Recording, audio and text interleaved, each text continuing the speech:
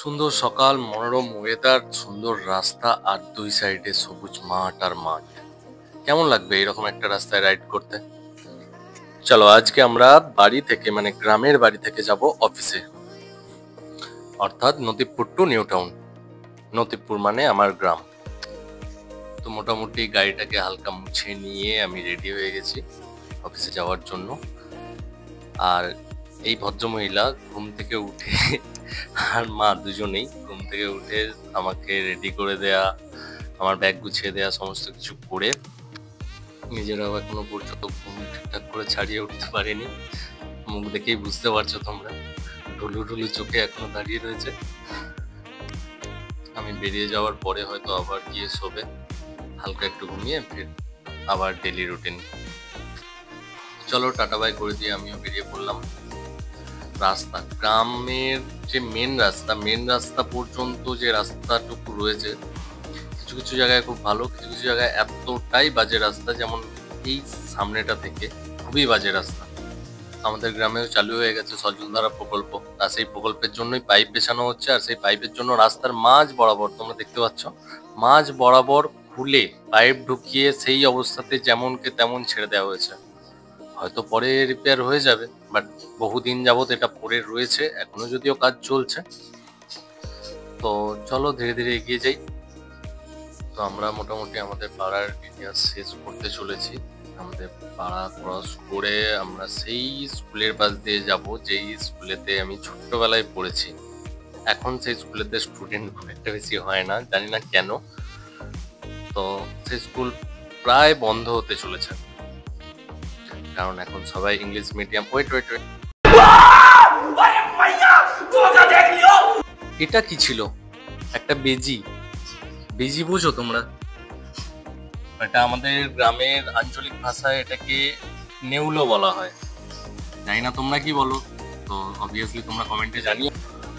তোমরা আরো একটা জিনিস ভালোভাবে লক্ষ্য করলে দেখতে পাবে, যেখানে বাঁশ গাছের কোনো রকম অভাব নেই। মানে এত পরিমাণে বাঁশ গাছ যে বাঁশ দেওয়া আর বাঁশ নেওয়া কোনোটাতেই কারো অসুবিধা হয় না। बड़ा हरामी हो बेटा। তো চলো বন জঙ্গল গাছপালার এই মাঝখানের রাস্তা দিয়ে ধীরে ধীরে আগাতে থাকি। আর একটু পরেই আমরা আমাদের গ্রামের মেন রোডে উঠবো। তোমরা মোটামুটি বুঝতেই পারছো গ্রাম মানে কি রকম পরিমাণ গাছপালা থাকবে, আর গাছপালার জন্যই এই গ্রাম এত বেশি ভালো লাগে।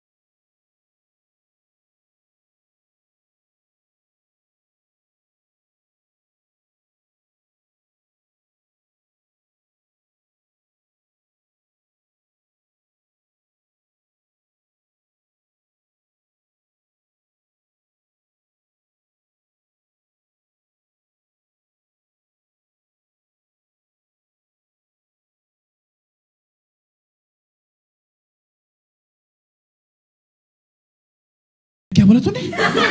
না, যাই হোক, তোমরা কি বলো বা এই পাখিটাকে চেনো কিনা, বা তোমরা এই পাখিটাকে কি নামে ডাকো সেটা অবশ্যই কমেন্টে জানিও আমাকে। বাইগান। তো তোমরা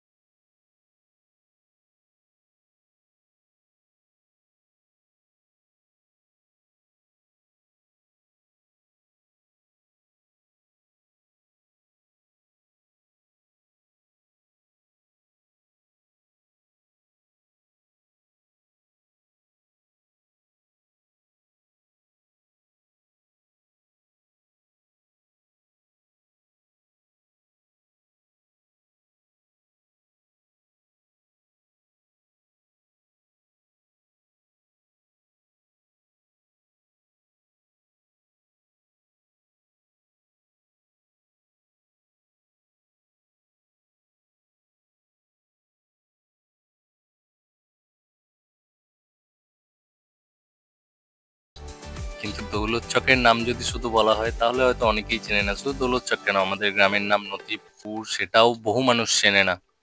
আর এই রাস্তাতে যাওয়ার সময় অনেক কিছু গ্রামের নামই আমি বলবো, যেগুলো তোমরা যদি কখনো শুনে থাকো বা জেনে থাকো তাহলে অবশ্যই আমায় জানিও।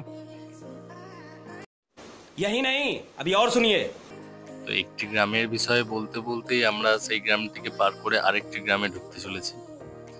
সেটির নাম হচ্ছে খুনিয়াচক। না, খুন টুন এখানে বিরাট কিছু হয় বলে সেই কারণে খুনিয়াচক, এরকম কিছু ব্যাপার না। अरे बेटे, तुझे थकान नहीं लग रही क्या? নামগুলো কেমন একটা অড লাগবে হয়তো, কারণ আমিও যখন অন্যান্য কোনো জায়গায় কোনো গ্রামের নাম শুনি আমার কাছে অড লাগে। অবভিয়াসলি নাম ডিফারেন্ট ডিফারেন্ট হতেই পারে। তো এই খুনিয়াচক নামের পেছনে কি রিজন জানি না, আদৌ কি কোনো রিজন আছে কি নেই সেটাও জানি না। তো এই হচ্ছে খুনিয়াচক। আমাদের গ্রামের পাশ দিয়ে বয়ে গেছে মুন্ডেশ্বরী নদী, আর সেই নদীটি আমাদের শুধু নদীপুর না, আরো কয়েকটি গ্রামকে একসাথে ঘিরে রেখেছে। অর্থাৎ তুমি যেটা দিয়েই আমাদের নদীপুরে আসতে চাও না কেন, তোমাকে নদী পার হতেই হবে। আর তাই আমাদের এই এরিয়াটাও শেষ হতে চলেছে। খুনিয়াচক পার হলেই আমাদেরকে সেই নদী পার হয়ে বাইরে বের হতে হবে। Was it all you? You don't have to call me back. Was it I without you? Was it all you? তো আমরা এখন এসে গেছি মুচিঘাটা অটো স্ট্যান্ড। এই মুচিঘাটা নামের পেছনেও একটি রিজন রয়েছে। আমরা এই ব্রিজে উঠতে চলেছি, আর এখানে ছিল আগে খেয়াঘাট। আর সেই খেয়াঘাটটা সাধারণত মুচিরাই দেখাশোনা করতো বা চালাতো। তো সেই কারণে সেই থেকে মুচিদের ঘাট অর্থাৎ মুচিঘাট নাম তৈরি হয়েছে। আমি যদি খুব ভুল না করে থাকি তার রিজন এটাই। তো আমরা এই ব্রিজ পার হয়ে গেলাম, দেখতেই পাচ্ছ নদীটা পার হয়ে গেছি। আর এই জায়গার রাস্তাটা আমার খুব সুন্দর লাগে, টার্নিং মানেই আলাদাই অনুভূতি।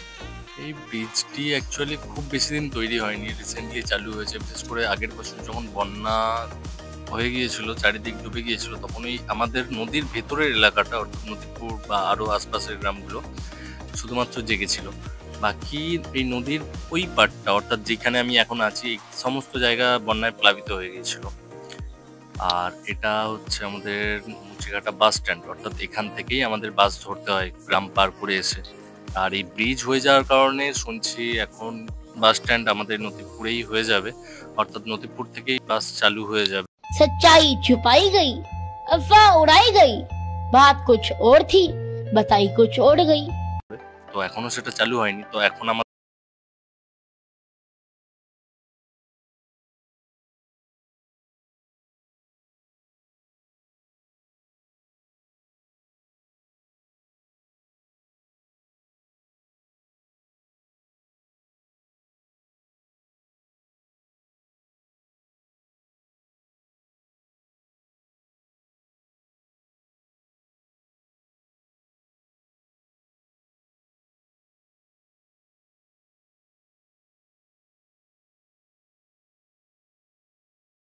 হয়ে গেছে, আর বেশি লম্বা হয়ে গেলে তোমাদের ধৈর্য থাকবে না আমি জানি, ভিডিওটাকে বসে বসে পুরো লম্বা ভিডিও দেখার।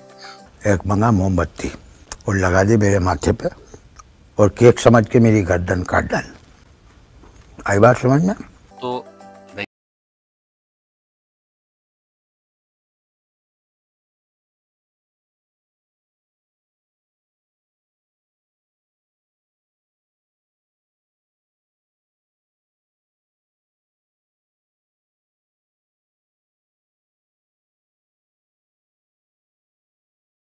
মেরো আর কি, समझ रहे हो?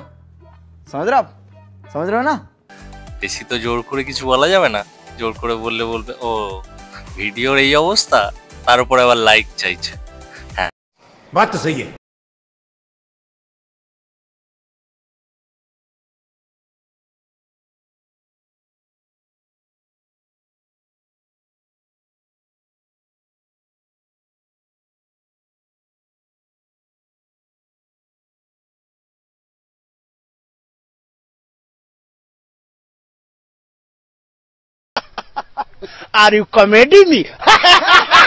এটুকুই।